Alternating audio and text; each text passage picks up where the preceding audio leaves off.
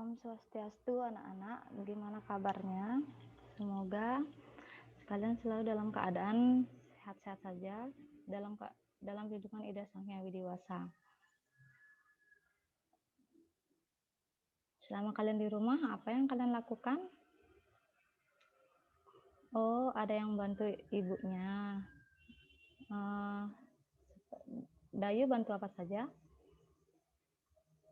Dayu bantu buat canang. Pintar Dayu dan yang lainnya bagaimana? Oh, ada yang bantu nanding canang juga. Apakah kalian sudah menjaga kebersihan seperti mencuci tangan atau ketika berada di tempat keramaian kalian sudah memakai masker? Oh ya, baiklah anak-anak, untuk memulai pelajaran ini marilah kita awali dulu dengan mengucapkan doa mantram guru ya. Mantram guru mulai. Om Guru Brahma, Guru Wisnu, Guru Dewa Maheswara, Guru Saksat Param Brahma, Tatsmahe Sri Gurawi Namah. Om Guru Brahma, Guru Wisnu, Guru Dewa Maheswara, Guru Saksat Param Brahma, Tatsmahe Sri Gurawe Namah.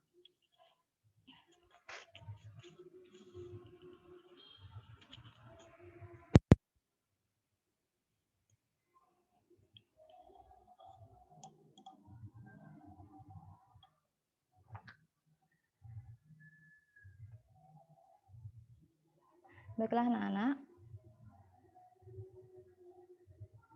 sebelum mari kita bertepuk tangan terlebih dahulu ya, biar kalian itu lebih semangat.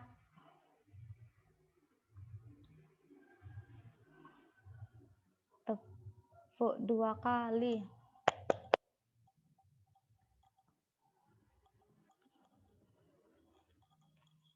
Ya, Bu Guru absen dulu ya kehadiran kalian.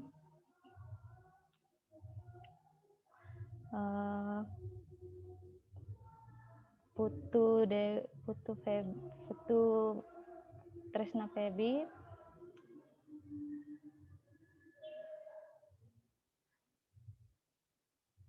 Ida Ayu G Santi, Komangari Darmawan,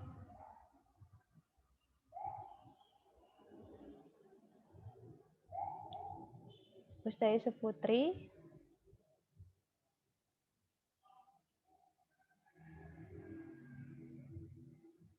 Made mana? Kok enggak ada? Oh, dia ada acara. Ya nggak apa-apa dah. Yang penting kalian sudah masuk ya dalam Zoom ini.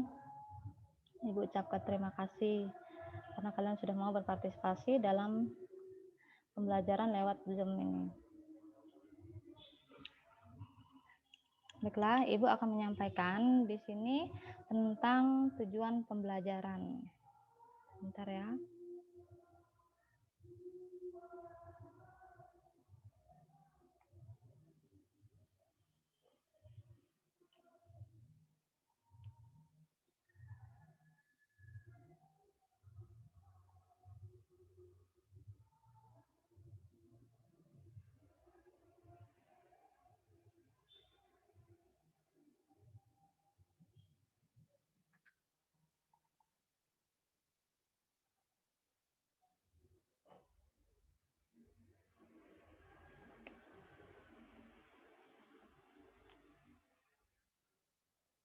Nah, di sini tujuan pembelajaran yang akan kita capai adalah menjelaskan arti itihasa dan menyebutkan pembagian-pembagiannya.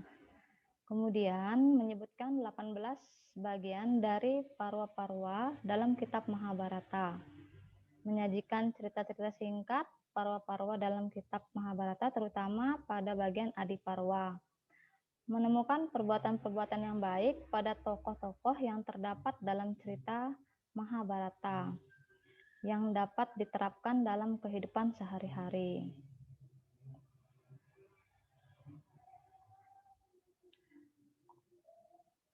Ini tujuan pembelajarannya ya.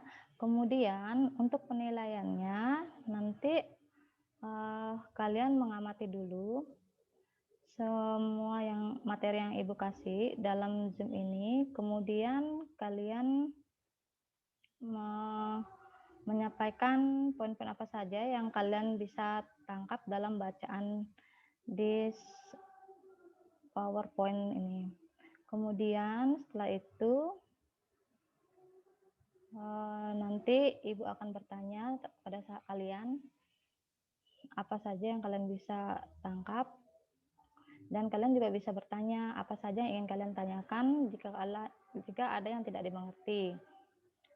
Kemudian selama kita Zoom, yang Ibu akan ambil penilaiannya yaitu tentang sikap kalian selama mengikuti pembelajaran ini, terus pengetahuan kalian dan keterampilan kalian semua akan Ibu nilai partisipasi dalam kalian selama mengikuti Zoom ini. Nah, minggu lalu kita sudah mempelajari materi tentang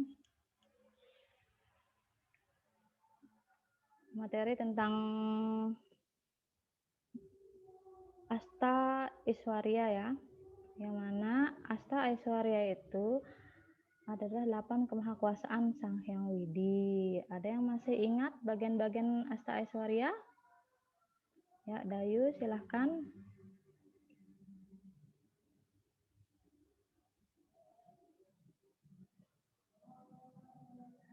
Ada yang menambahkan? Komang?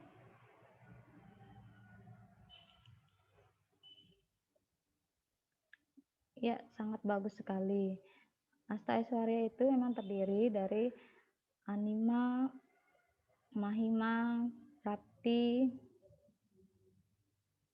Lagima, kemudian ada Sitwa, Wasitwa, Prakamya, dan Yatrakama Wasayitwa. Itu bagian-bagian dari Asta Aishwarya. Semuanya itu adalah 8 kemahakuasaan Ida Sang Hyang Widi Wasa.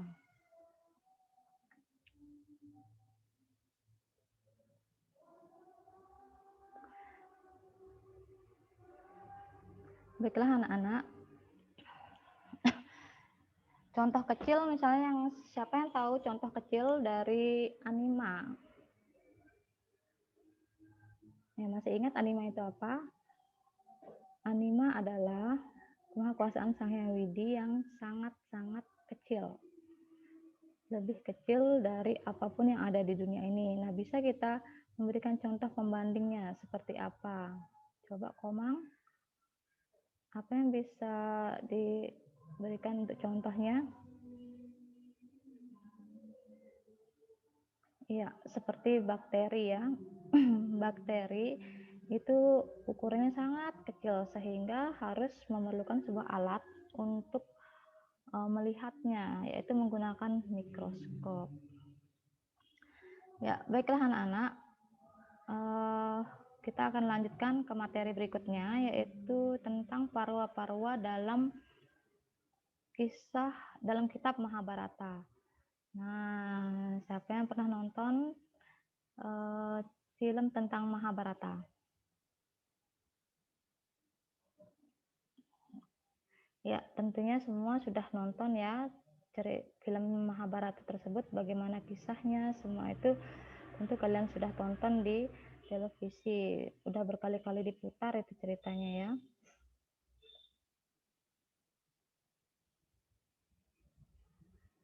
Nah, di film Mahabharata itu ada di sana, nanti bisa kalian ambil tokoh-tokoh baiknya siapa saja, tokoh-tokoh jahatnya siapa saja. Nah, yang harus diterapkan dalam kehidupan sehari-hari itu tentu saja apa yang dilakukan oleh tokoh-tokoh yang baik dalam cerita Mahabharata tersebut. Nah, nih, kedudukan kitab Mahabharata dalam Weda. Itihasa adalah sebagai kesastraan. Sambil mengamati ya, sambil Ibu bacakan. Itihasa adalah sebagai kesastraan Hindu yang menceritakan kisah-kisah epik atau kepahlawanan di dalam pahlawanan para raja dan kesatria Hindu pada masa lampau. Di dalamnya itu berisi filsafat agama, mitologi, dan makhluk supernatural. Nah, Itihasa ini itu adalah cerita nyata ya yang terjadi pada zaman dahulu. Nah, penyusun kitab Itihasa ini adalah Itihasa yaitu Mahabharata itu adalah Maharshi Vyasa. Dan Itihasa Ramayana disusun oleh Resi Walmiki.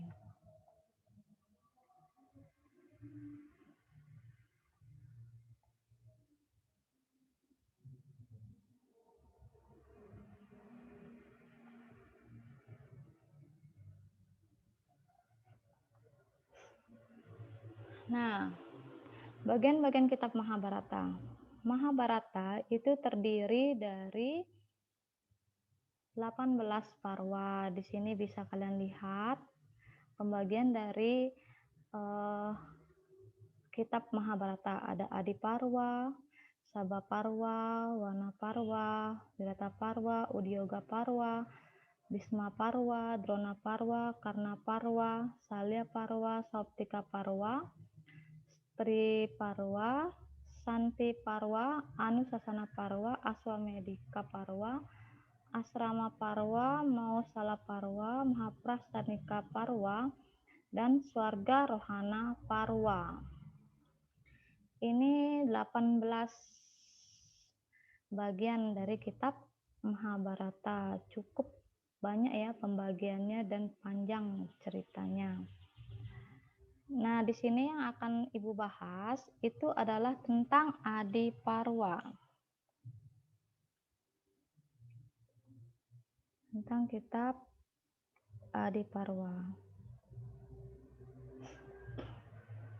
Nah, di sini Adi Parwa itu terdiri dari beberapa bagian cerita ya. Ada tentang mangkatnya Raja Parikesit, kemudian Raja Janamejaya mengadakan korban ular, Waisampayana menuturkan Mahabharata, garis keturunan Maharaja Yayati,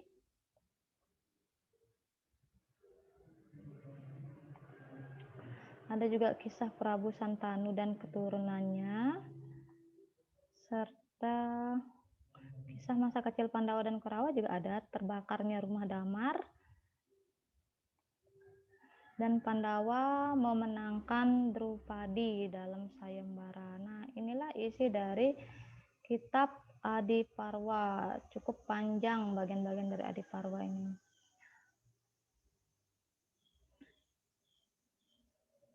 Yang pertama yang kalian bisa baca di sini, mangkatnya Raja Parikesit.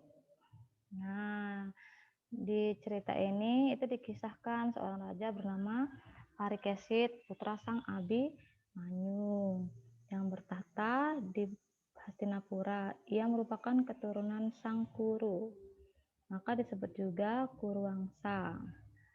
Pada suatu hari Raja Parikesit ini berburu kijang, tapi kijang yang diburu itu menghilang dan entah kemana dia kehilangan jejak. Dan pada saat dia mengejar kijang tersebut, Raja Parikesit bertemu dengan seorang pendeta dan dia bertanya, "Hai Brahmana, kemanakah kijang itu pergi?"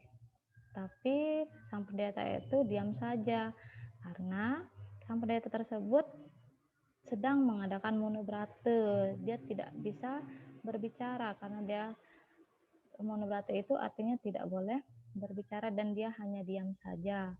Nah, karena kediamannya tersebut, Raja Parikesit akhirnya marah dan dia mengambil bangkai ular dan dikalungkan di leher sang pendeta tersebut.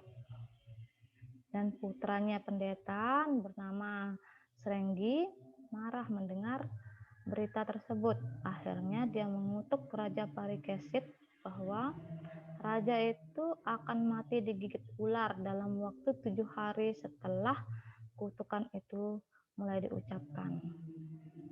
Dan kutukan itu pun berjalan. Raja Parikesit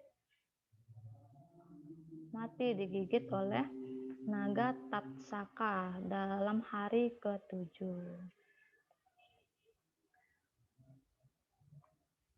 Kemudian di sini ada cerita Raja Janamejaya mengadakan korban ular.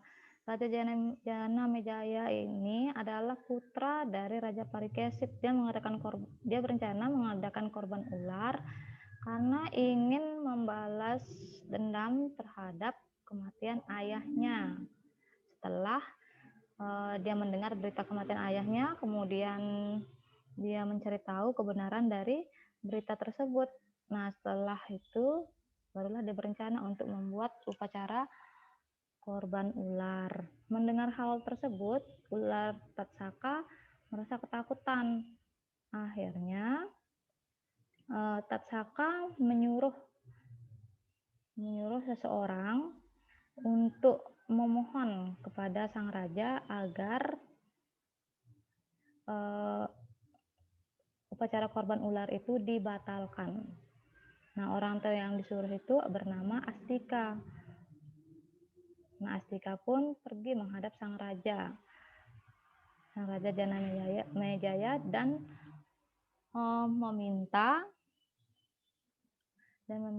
serta memohon agar upacara korban ular itu dibatalkan. Dan Raja Janamejaya pun akhirnya mengabulkan permohonannya itu dan membatalkan korban ular itu. Kemudian kita lanjut ke Waisampayana menuturkan Mahabharata. Nah, karena Raja Janamejaya membatalkan korban ular tersebut, akhirnya dia menyuruh Resi Waisampayana untuk menceritakan tentang kisah leluhurnya, yaitu kisah leluhurnya pada cerita Mahabharata serta sekaligus kisah Pandawa dan Kurawa yang bertempur di Kurukshetra. Nah, kita lanjut garis keturunan Maharaja Yayati. Di sini kalian lihat garis keturunan Raja Yayati. Di sini ada Maharaja Janamejaya yang menurunkan pendiri dinasti Puru dan Yadu bernama Maharaja Yayati. Dia memiliki 2 permaisuri namanya Dewayani dan Sarsmita. Dewayani melahirkan Yadu dan Turwasu, sedangkan Sarsmita melahirkan Anu, Druhiyu, dan Puru. Keturunan sang Yadu disebut Yadawa, sedangkan keturunan sang Puru disebut Korawa. Dalam silsilah generasi Korawa, lahirlah Maharaja Dusyanta menikahi Sakuntala, yang kemudian menurunkan Sang Bharata. Sang Bharata menurunkan dinasti Bharata yang melahirkan Sang Kuru yang menyucikan sebuah tempat yang disebut Kurukshetra. Di sini juga kalian bisa lihat kisah Prabu Santanu dan keturunannya. Kalian bisa baca di sini ya. Itu Prabu Santanu menjadi raja di Hastinapura dan menikahi Dewi Gangga, kemudian berputra 8 orang. Tapi putra-putranya itu semua ditenggelamkan oleh Dewi Gangga. Nah, ketika putra ke-8 dicegah oleh sang raja setelah mendengar bahwa Dewi Gangga suka menenggelamkan anak putra-putranya. Kemudian putra ke-8-nya itu selamat dan diberi nama Dewa Brata yang kita sering dengar dengan nama Bisma.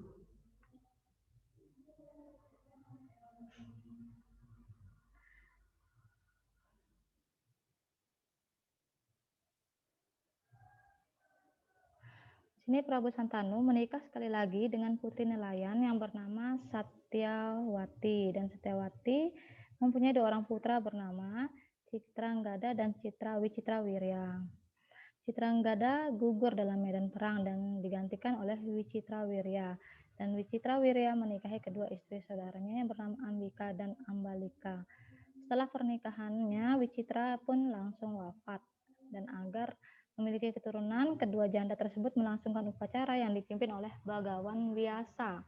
Ambika melahirkan Drestarasta yang buta, kemudian Ambalika melahirkan Pandu yang pucat, dan satu lagi anugerah yang diberikan oleh Bagawan Wyasa kepada seorang pelayan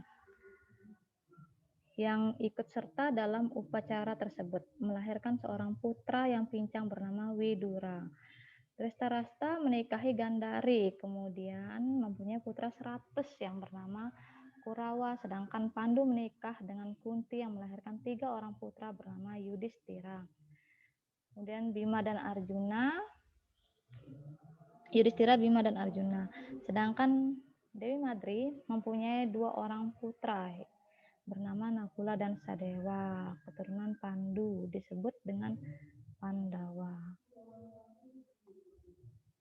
Nah, di sini ada kisah masa kecil Pandawa dan Kurawa. Masa kecilnya Pandawa dan Kurawa ketika kecil dia berguru dengan Bagawan Drona. Ada juga Aswatama, putra Bagawan Drona, juga ikut menjadi murid ayahnya sendiri. Kemudian ayahnya Pandawa itu Pandu mangkat pemerintahannya dilanjutkan oleh Drestarasta. Dan Drestarasta melihat talenta Pandawa hendak menjadikan Yudhistira sebagai Raja Hastinapura. Namun justru menimbulkan sikap iri pada Duryodhana. Nah, sehingga Duryodhana mempunyai banyak niat jahat yang ingin menyingkirkan Pandawa agar dia tidak bisa menjadi raja di Hastinapura, termasuk dengan cara ingin membakar Pancapandawa beserta ibunya secara hidup-hidup. Tapi rencana Duryodhana tersebut berhasil dibocorkan oleh Widura, dan Pandawa pun selamat dan berhasil kabur ke Rimba, ke hutan Rimba ya.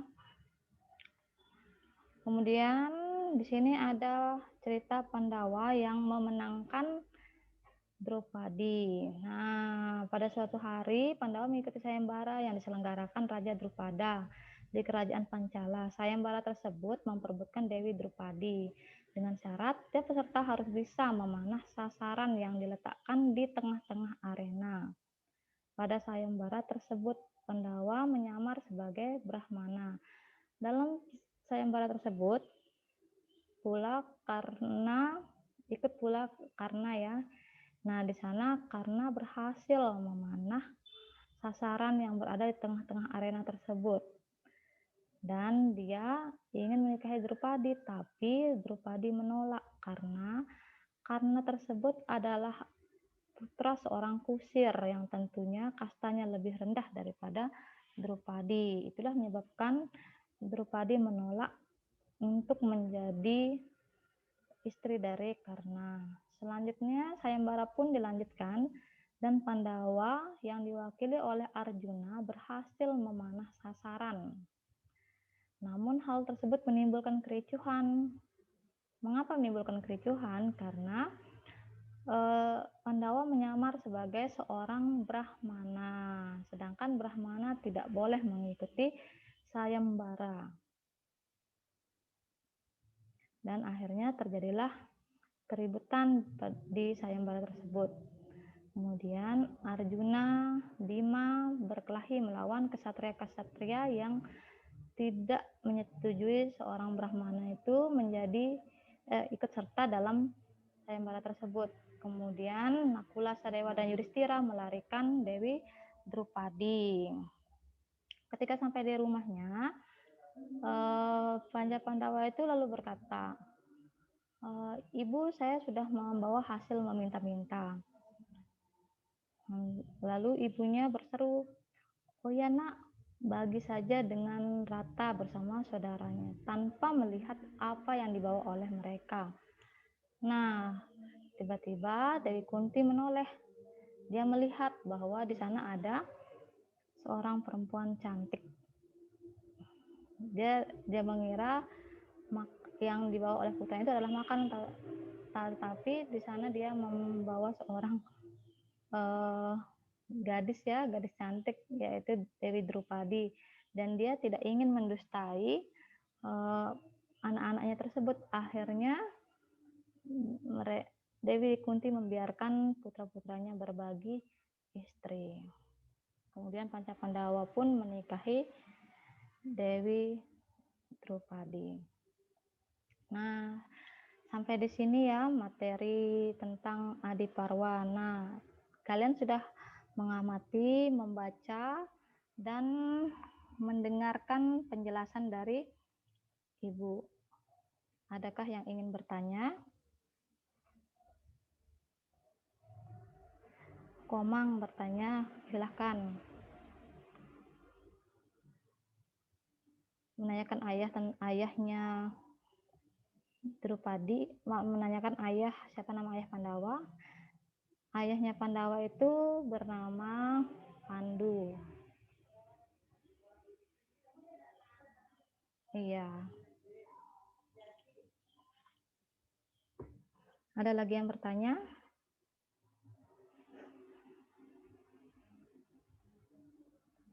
Oh, ada yang bertanya, apakah Kurawa itu jahat atau tidak? Ya, Kurawa itu memiliki sifat yang jahat karena di sini dia ingin membunuh Pancapandawa karena rasa irinya tidak menyetujui Yudhistira menjadi raja di Hastinapura.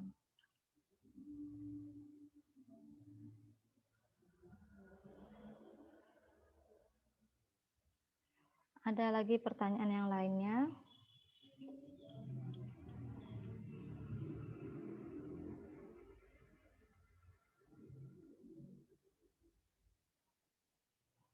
Kalau tidak ada, Ibu yang bertanya ya. Febi, coba sebutkan bagian-bagian dari Itihasa.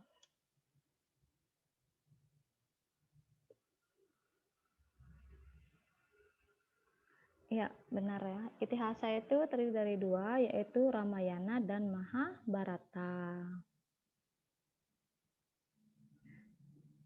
Siapa yang dapat menyebutkan berapa jumlah parwa-parwa dalam Mahabharata?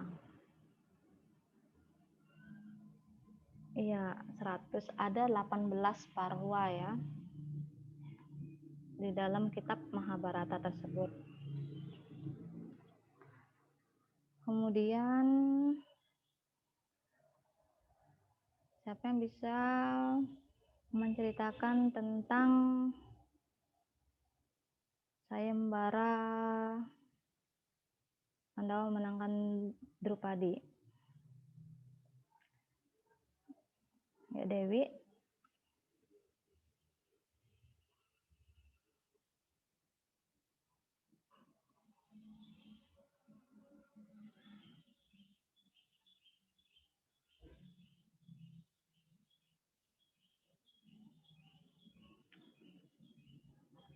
Ya, benar sekali ya.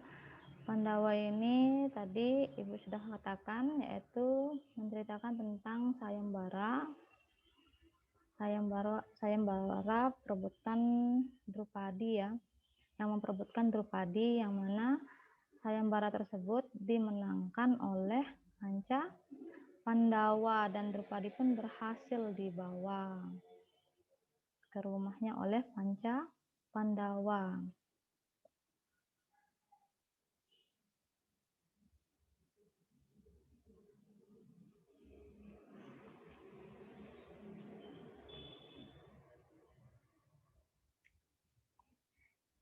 Ya, sampai di sini saja materi yang dapat Ibu sampaikan tentang Adiparwa.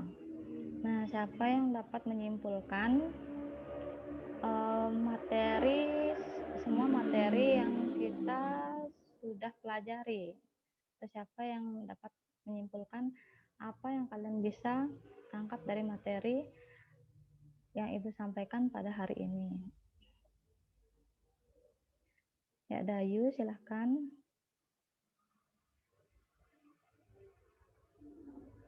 Ada lagi yang lainnya?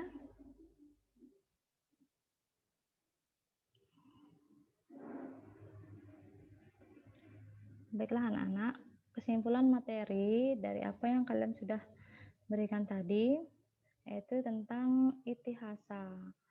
Itihasa itu adalah cerita-cerita kepahlawanan pada zaman dahulu yang terdiri dari dua bagian, yaitu Ramayana dan Mahabharata, yang mana Mahabharata itu terdiri dari 18 parwa yang disusun oleh Bagawan Vyasa. Salah satu pembagian dari parwa-parwa tersebut yaitu Adi Parwa.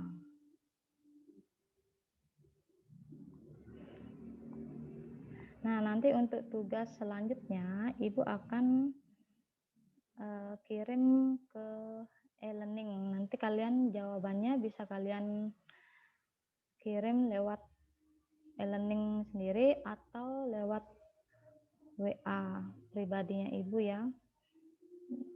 Yang mana kalian ingin pakai silahkan. Yang penting kalian sudah mengumpulkan tugas-tugas yang Ibu berikan.